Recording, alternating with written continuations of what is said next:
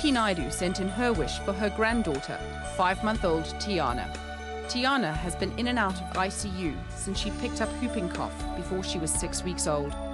Her father, Clifford, had to borrow money to get her admitted to hospital, and not a moment too soon. She spent 20 days in ICU, 9 of which she was on a life support machine. Cookie says at one point Clifford turned to her and said, "Ma, Tiana is dying." Tiana then developed respiratory problems and her lungs were severely damaged due to her coughing, and then bronchopneumonia. She was 6 weeks old on life support and with 100% oxygen. She stopped breathing 5 times while she was in hospital. The bills amounted to hundreds of thousands of rands, many of which had to be paid up front.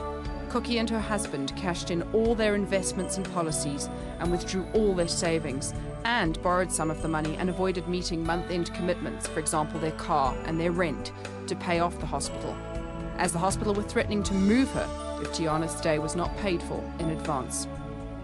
Clifford in turn borrowed money from his employer and avoided paying his bills as well, and now the bank is threatening to repossess his car. Because of all the money borrowed, Clifford could not pay his medical aid, and as a result his medical aid is suspended and he needs to pay 9,000 rand, which he does not have. His wife cannot work as she needs to be with Tiana all the time for at least 6 months. Tiana needs x-rays to be done to check if her lungs are healed, but they can't do this. She needs to see the pediatrician, but there's money outstanding there too. Her family owe the physiotherapist as well as the lab for blood tests. My wish is that somebody would come to Clifford's aid by assisting him to sort out his medical aid so that Tiana can be taken to a doctor as and when is required. Thank you.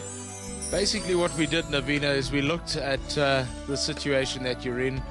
We looked at all the bills that are outstanding and looked what is needed in the future.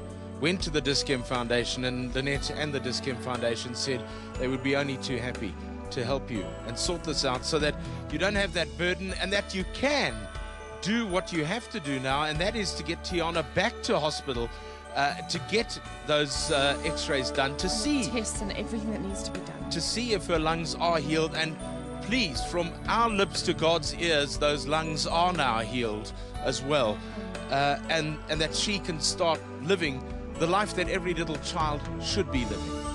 I have absolutely no words to say how much I'm thanking you. Really, I haven't.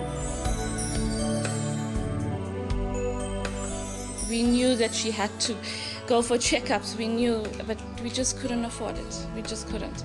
And now that we know that everything is sorted out, I don't know, it just feels too much for me. I'm just too much happy. I'm glad. She was dying.